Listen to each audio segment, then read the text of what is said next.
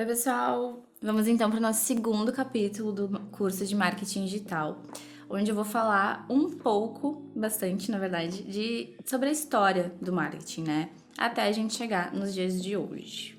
Então, acompanha aí pelo PDF, tá? Que a gente tem bastante coisa para olhar aqui. Bom, eu já comentei no capítulo anterior muito sobre como a internet mudou, né, o mundo ao nosso redor. Mas a gente tem alguns exemplos práticos, né? Que, por exemplo, iFood. A gente não precisa mais sair de casa para comprar comida, fazer mercado, tele de farmácia. A gente tem basicamente tudo, né, gente? É tudo, assim. E até o Uber. Eu, particularmente, não lembro como era a minha vida antes de existir o Uber. Então, realmente, o digital, o celular, ele tá enraizado na gente já. Como eu falei também no capítulo anterior, antes a gente conseguia entrar e sair da internet. Hoje em dia, a gente já nem sabe mais os limites, né? Ainda mais com inteligência artificial. A gente não sabe nem os limites mais do que é o quê. E eu tô rindo aqui, mas é um pouco de nervoso. Porque realmente é ainda um campo que a gente não conhece e a gente não sabe até onde a gente vai, enfim. É realmente bem interessante, mas ao mesmo tempo a gente precisa pensar muito sobre, né? Sobre a inteligência artificial, o ChatGPT, a generativa, né? E até as outras. Mas indo aqui para o nosso PDF, então, aqui eu comentei do 99, né? Da Shine, da Shopee. E essa transformação toda, se vocês forem pensar, ela se deu muito rapidamente. Porque há 60 anos atrás não existia nada disso que a gente tem hoje. E 60 anos é muito pouco tempo, gente, né? É realmente muito pouco tempo, se a gente for pensar na história, né? Menos de uma vida, né? Digamos assim. Então, é pouquíssimo tempo, tá? Mas vamos falar do início, tá? Como tá aqui, a origem do marketing ela não tem uma data específica, porque é muito difícil medir isso, né? Então, é muito difícil datar, né? Mas ali por 1940, que, como eu comentei, 60 anos atrás, assim, um pouco mais, foram divulgados, então, artigos que abordavam os fundamentos desse conceito. Não encontrei esses artigos, não sei exatamente o que são, né? Vocês podem perguntar, pesquisar aí depois, mas tem o estudo de Walter Scott, que foi um dos únicos que eu encontrei, e onde ele explorou, né, essa influência da psicologia na propaganda, na publicidade e propaganda, né? Propagandas, que isso é uma coisa que já existia há bastante tempo. As pessoas que se dedicam, então, à área de marketing, elas percebem que o marketing, entendem, né, que o marketing é uma coisa nova. E assim, como a gente conhece hoje, realmente é. Porém, se a gente for adaptar esse termo e levar ele para os anos passados, já existia um tipo de marketing ali, né? Porque as pessoas, elas já compravam coisas e já vendiam, né? Já faziam uma propaganda ali sobre o seu produto. Comprar comida, vender comida, enfim, isso já acontece há muito tempo. Então, isso era a forma como essas vendas e compras e divulgações acontecia, era um jeito de fazer marketing. Obviamente que a gente não faz mais hoje, mas, né, isso também era um marketing, digamos assim. Na época não existia esse termo e não utilizavam esse termo, mas pensando assim, hoje em dia com o conhecimento que a gente pode adaptar, né? Então, vamos lá para 1450. Em 1450, Gutenberg inventou a prensa tipográfica, né? Que a gente tem uma imagem. E essa invenção dele, ela transformou, assim, na época, né? Fez uma transformação gigantesca, que nem quando surgiu o celular, né? Ou a internet de escada, digamos assim. Porque possibilitou a produção em massa, né? De textos. Produção em massa e por sua vez, né, consequentemente, a distribuição de maior quantidade desses textos para mais pessoas, porque tinha mais produto, então vendia mais. porque antes disso todos os textos precisavam ser escritos à mão, e antes disso ainda eram falados, né? E então esse avanço foi muito importante. Aqui a gente tem umas imagens, tá? Realmente bem antiga mesmo. Antes da prensa, a leitura ela era um privilégio, né? A gente sabe disso, né? A gente estuda o básico de história. Como a gente tinha uma circulação limitadíssima de livros, né? A maioria das pessoas não tinha contato com a linguagem escrita, né? A maioria era falada. E isso era uma restrição, porque faz com que as pessoas não tivessem acesso, né, a uma educação, a informações, né? Que nem acontece hoje, pessoas analfabetas ou analfabetas funcionais, hoje em dia, ainda tem uma limitação enorme para acessar a informação, para saber o que está acontecendo no mundo, né? Como que a gente vai... como que a gente não vai conseguir ler uma matéria da Folha de São Paulo, por exemplo? Bom, tem pessoas que não conseguem, né? Então, isso ainda existe, mas obviamente há muitos anos era muito mais frequente, tá? Então, a invenção da prensa, ela teve uma transformação profunda na sociedade por causa disso, né? Porque como produziam mais textos escritos, né, jornais, enfim, mais pessoas tinham acesso e começaram a ter mais acesso, né, e consequentemente estudar e entender o que era essa linguagem escrita. Então, essa disseminação de informação, né, possibilitou a criação dos primeiros anúncios, que a gente vai chamar assim, que eram anúncios impressos, né, que era uma forma mais sofisticada de fazer o marketing daquela época. Antes ali da internet, o marketing ele era do aquele modelo outbound, que a gente chama, que no capítulo de conceitos eu vou falar mais sobre isso, mas basicamente, antes de qualquer outra coisa, era pensado vender o produto sem criar vínculos. Comentei isso também no primeiro capítulo, né? Hoje em dia a gente não quer mais só ver o produto, a gente não quer comprar só um produto, a gente quer comprar uma ideia, a gente quer comprar um conceito. Por isso a gente precisa de conexão. E antes não era assim, né? Isso, o marketing inbound, né, que é o contrário de outbound, ele surgiu mais, né, ficou mais em voga ali depois da pandemia mesmo, em 2020. Então, hoje o inbound marketing, ele cria esse vínculo, né? Antes de vender o produto, a gente quer criar o vínculo, a gente quer vender a nossa ideia. E quando eu falo nossa, eu tô falando do cliente, do nosso cliente, ou da nossa marca, né? Você pode ser um futuro empreendedor aí, especialista em marketing digital e fazer a sua própria marca, né? Vai saber o que vai acontecer. Então, nesse sentido que eu tô falando, tá? Vamos então entender um pouquinho depois ali, né, no século XVII, onde surgiram ali os jornais e as revistas, que foram publicados em massa.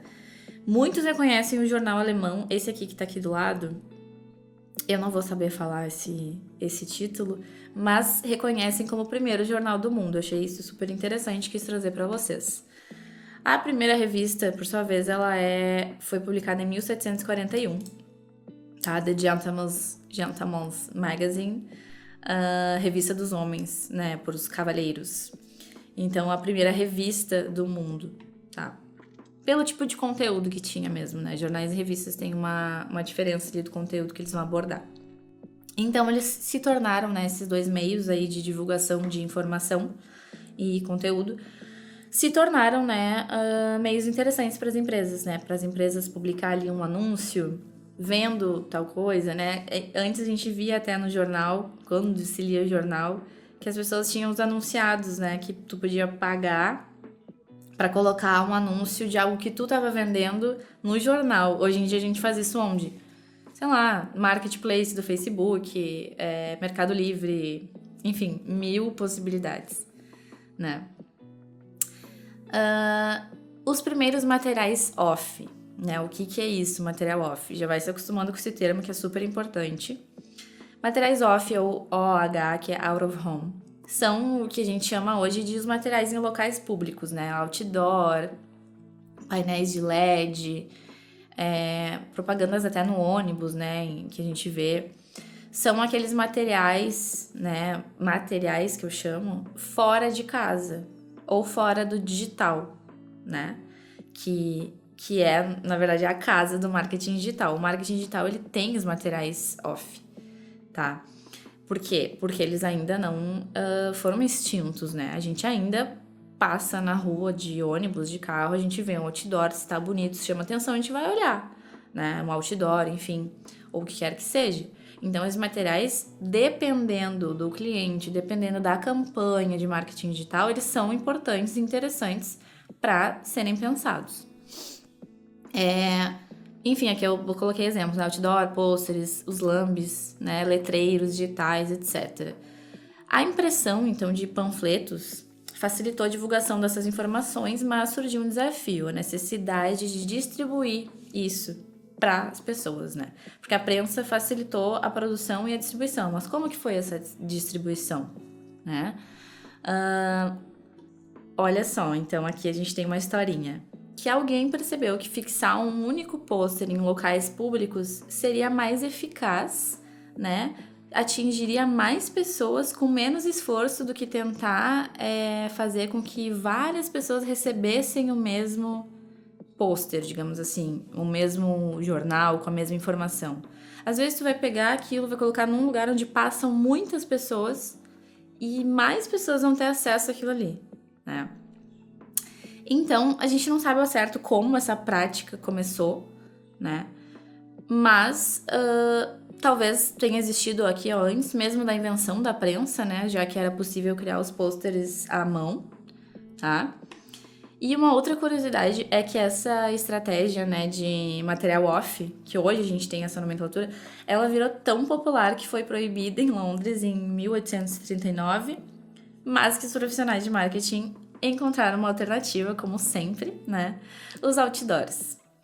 Esses veículos, então, de divulgação, né? De anúncio e produtos, eles foram ainda mais...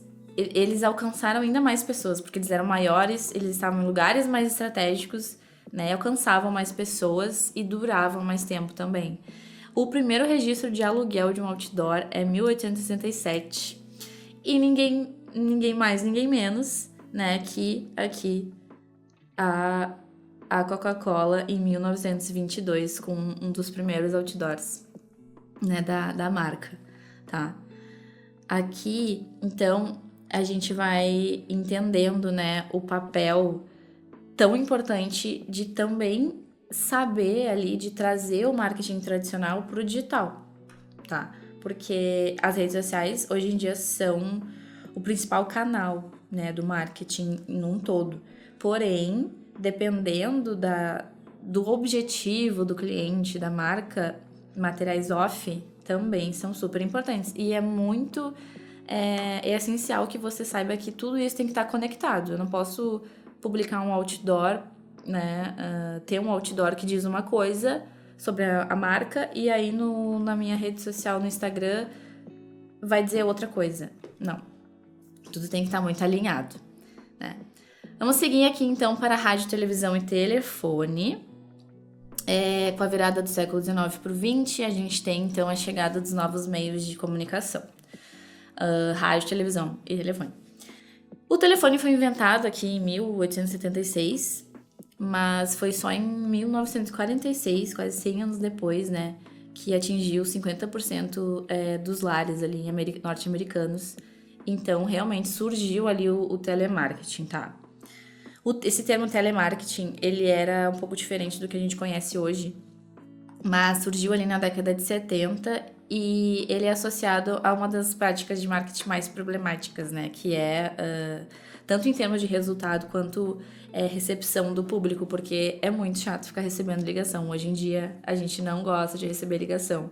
Então, o telemarketing é uma parte ali do marketing, uma estratégia do marketing tradicional que quase não é usada hoje. É usada, talvez, por empresas muito antigas, muito conservadoras, ou que talvez não tenha, né, a equipe de marketing digital, que não tenha verba para isso, enfim.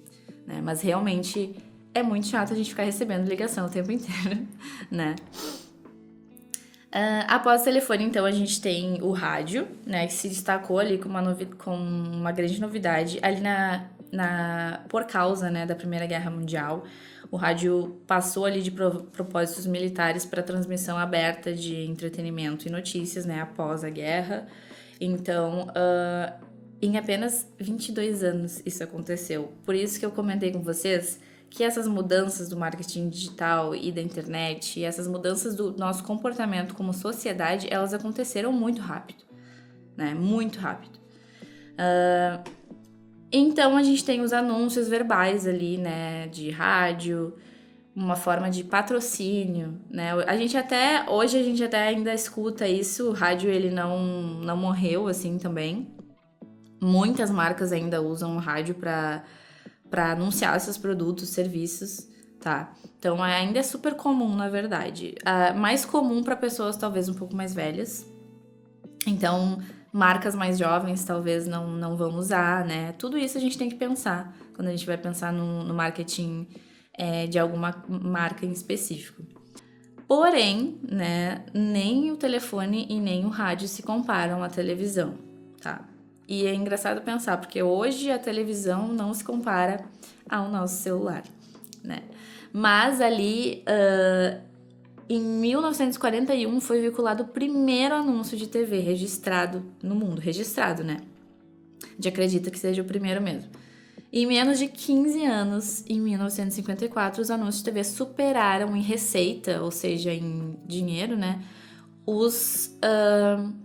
A receita que vinha de revistas e rádio. Então, aí a gente vê aquela taxa de conversão. O que é isso? Quantas pessoas realmente compram o produto que é anunciado na TV. Muito mais do que revista e rádio, né? Taxa de conversão. Esse é um termo importante também, que a gente tem que pensar. Taxa de conversão é as pessoas que vão comprar o produto da marca, né? E falando aqui da televisão, apesar dela continuar sendo importante, ela não vai servir para todas as marcas e para todas as estratégias, nem para todos os conteúdos, né? Porque o marketing continua evoluindo até hoje, tá? Então, essas tecnologias diferentes, né? Essa sede da sociedade que a gente tem hoje de cada vez mais e coisas novas o tempo todo, leva, então, os profissionais de marketing e o marketing por si só, né, como um conceito, a aproveitar tudo que vai surgindo e às vezes não continua usando, mas aproveita tudo que surge com um objetivo comum que tem a ver com os objetivos do cliente, da marca em específico, tá? Tem que tudo estar bem alinhado. Partindo então para a globalização, revolução tecnológica e o boom das redes. Década de 80, década de 90, a gente teve os primeiros sinais de uma mudança realmente significativa no sentido digital. Então, para vocês terem ideia, 1980, 1990 não é nem 100 anos atrás, tá? Eu fico muito abismada com isso. O surgimento dos computadores pessoais e a internet, né, abriram um mundo de possibilidades. A Amazon foi fundada em 1994 e hoje em dia já é um gigante do mercado, né? Um exemplo pioneiro que vai vai mostrar bem essa transição do tradicional para o digital, tá? A virada do século ali, então, em 1998 a gente teve o Google, né? O motor de busca dominante, daí a gente começou com o conceito de SEO, que a gente vai ver mais a fundo depois. E isso tudo transformou a fundo ali a forma como tudo acontecia, né? Como que eu vou achar algo que eu quero comprar? Eu não vou lá mais no jornal ver os anunciados. Eu vou pesquisar no Google. Porque a partir daí surgiu os sites de e-commerce, lugares online para divulgar tudo que tu quisesse, né? O jornal, então, as revistas, a TV já começaram a ficar mais de lado, tá? E o boom das redes, né? Liderado pelo Facebook, que hoje em dia é o Meta, Twitter, que hoje em dia é o X. Quanta coisa mudou, né? O Instagram trouxe essa dimensão social pro marketing. O que é isso?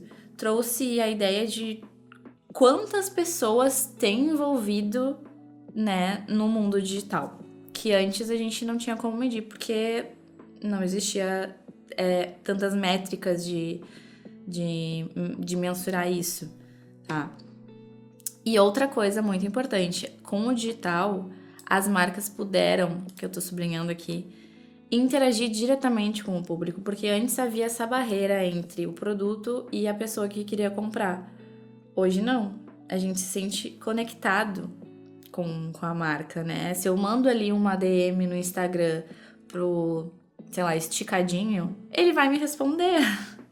Claro que não é o Esticadinho me respondendo, mas tem uma pessoa por trás ali que vai me responder, né? Então existe essa conexão, tá? E esse relacionamento que acaba se tornando mais sólidos, assim. Nós realmente buscamos ter um relacionamento com as coisas que a gente consome hoje em dia. E isso, de certa forma, é super positivo, porque a gente não vai consumir coisas que não estejam alinhadas com os nossos valores, talvez, né? Uma coisa para pensar aí. Então, começaram a surgir, né, os dados demográficos, as ferramentas de mensuração de métricas, e isso tudo aumentou ali o valor dos conteúdos, né, a exigência das pessoas, tá? Como eu falei, exigência das pessoas no sentido de que hoje não basta apenas vender o produto, né? Hoje, o marketing digital ele é um ecossistema, né, que aborda e abrange 1000 coisas, tá? A inteligência artificial, análise de dados, né? Tudo isso personaliza o produto e as campanhas de um jeito que antes realmente não era possível. Tá? É uma coisa que a gente tem que entender que mudou muito rápido e muitas coisas mudaram, né? A gente tem acesso a muito mais informação hoje. Não só eu que estou consumindo a informação, mas a pessoa por trás que quer entender o comportamento dos consumidores. Os dois lados têm acesso a muitas coisas, né? Então, como eu já falei lá no capítulo de início também, a presença online de marcas e, enfim, pessoas que querem trabalhar com isso hoje em dia, ela não é uma opção, né? Para alguns, infelizmente, mas a gente precisa estar ali, seja no TikTok, no Instagram, onde fizer sentido para a marca, né, para o cliente. A gente precisa estar no digital, porque a gente vive isso 24 horas por dia, né? Falando aqui mais brevemente sobre 3 fases da evolução do marketing, em resumo, né, resumindo, o marketing antes era orientado ali predominantemente pro produto, então era aquele outbound, né? Que era promover ali o produto, as características do produto, enfim, esse celular ele é desse tamanho, então tem a capinha vermelha e ele tem um som muito bom. Era só isso, digamos assim, tá? Então não era personalizado, né? Não dizia assim, olha, Maria Eduarda, esse celular vai te ajudar a tirar as fotos perfeitas que tu quer tirar pro teu trabalho. Ou esse celular vai facilitar a tua vida porque tem uma ferramenta que ajuda a organizar a rotina, entenderam? Então essa é a diferença hoje. O que a gente tem hoje não é mais só o produto. Eu preciso entender por que esse produto vai ser bom para mim, mas eu também quero entender sobre ele, eu quero saber se ele realmente é durável, né? Qual é o material dessa capinha. Porém, isso depende, a pessoa não é tão importante. O que mais importante é por que eu vou comprar o celular da Samsung se eu posso comprar o da Apple, né? Aí tá o desafio, tá? Aí é o desafio do profissional de marketing. É pensar exatamente em como o produto, o negócio, o serviço, como ele vai se destacar nesse mar de 1000 coisas que a gente tem, né? Por que essa xícara é melhor para mim do que este copo? Por quê? Né? Digamos um exemplo bem bobo, né? Mas para quem tá começando é até legal fazer esse tipo de exercício, né? Por exemplo, tentar convencer as pessoas ali de comprar X ao invés de Y, tá? Isso é legal pensar sobre. Inclusive, esse é um exercício comum que você pode colocar no seu portfólio depois, como um estudo de caso, tá? Isso a gente vai falar um pouquinho mais pra frente. E aí depois a gente tem o marketing 2.0, que é a era daquela informação que eu falei ali, que a gente teve os jornais, revistas, enfim, rádio, televisão, tá? E depois o marketing que a gente tem hoje, marketing 4.0 e 5.0, que é a chegada do digital. Vocês estão vendo aí no PDF. Já falei bastante aqui, vou passar bem por cima, tá? Algumas tendências para o futuro, certo? Vislumbrando, assim, a gente sempre tem que estar pensando à frente um pouco. A gente precisa entender o que aconteceu no passado, mas também antecipar algumas coisas. No marketing é essencial que a gente pense à frente, especialmente à frente do concorrente, né? Então, pensando aqui no marketing da atualidade, né, e tendências para o futuro, é importante que a gente sempre esteja à frente no mercado, né? Então, é por isso que é importante que o profissional de marketing digital, ele tenha um time que seja sempre muito alinhado, né? Tanto o profissional que vai trabalhar com tráfego, quanto o profissional que vai trabalhar com copy e redação, tá? A gente precisa, então, entender, estudar o concorrente, estar à frente do concorrente. Isso tem a ver com tendência, né? A gente tem que estudar aquele comportamento e entender e pensar como que a gente pode estar à frente daquilo, tá? Então, um marco muito significativo no panorama contemporâneo, no marketing digital atual, é o surgimento dos influenciadores, tá? Os influenciadores, eles trouxeram, né, uma dinâmica muito diferente, assim, para as marcas, né? Especialmente em nichos específicos, porque eles constroem uma conexão muito autêntica ali, né? Porque daí já não é a marca, produto que tá tentando se conectar contigo, já é uma pessoa, tá? Então é muito mais fácil, às vezes, a gente se conectar com uma pessoa. Na verdade, sempre, né? É muito mais fácil a gente se conectar com uma pessoa do que com um objeto. Então, os influenciadores, eles são pessoas que trabalham a favor de realmente ali anunciar e divulgar um produto. E aí tem a ver com a conexão também, porque a gente já gosta do produto, mas aí a gente vê uma pessoa muito legal que está usando aquele produto, né? Isso também nos influencia no sentido de nos dar um gatilho de autoridade, né? Poxa, se essa pessoa aqui, que é tão famosa, tão interessante, tão bonita, enfim, amigável, se ela tá usando isso, eu acho que eu vou gostar também. A gente pensa assim, né? Então, essas projeções do qual é o futuro dos influenciadores, qual é o futuro da inteligência artificial dentro do marketing digital, o que a gente pode fazer para estar à frente, para melhorar, isso tudo é muito importante a gente de se pensar, né, de refletir, ali, fazer realmente um brainstorming com um colega de trabalho, enfim, porque estar atualizado no mercado do marketing e nas estratégias do marketing é essencial para que você realmente cresça, né, dentro dessa área, porque uma coisa que também não vai faltar hoje em dia é pessoas que se acham profissionais de marketing digital e na verdade não são. Então, o estudo constante ele é sempre muito importante. E por isso eu vou esperar vocês no próximo capítulo, que a gente vai falar sobre muitas outras coisas, tá? E é isso, gente. Até mais. Você acabou de assistir uma aula oferecida pela Certificado Cursos Online. Ao final de seus estudos, você poderá solicitar o seu certificado de conclusão. Basta acessar www.certificadocursosonline.com e realizar um teste para comprovar os seus conhecimentos. O nosso certificado é válido em todo o Brasil e pode ser utilizado para atividades complementares, concursos públicos, prova de títulos, abrilhantar em seu currículo, aumentar as chances de conseguir um bom emprego e muito mais.